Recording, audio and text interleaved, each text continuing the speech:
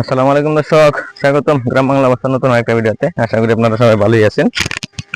তো এই যে দেখেন, এই পুকুরটার মধ্যে যে সেচের সময় যে দেখাইছিলাম, যে মাছ দেখাইছিলাম, এই যে পুকুরটার মধ্যে এই পুকুরটাই ছিল। তো এই পুকুরটার মধ্যে দেখেন কি রকম কত ধরনের কচুরিপানা ফুল ফুটছে।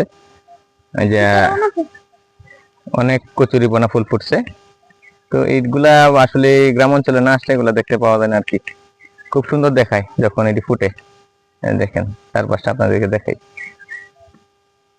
আর এখানে কিন্তু গ্রামে আজকে 2 দিন ধরে গত 2 দিন মেঘ হয়েছিল।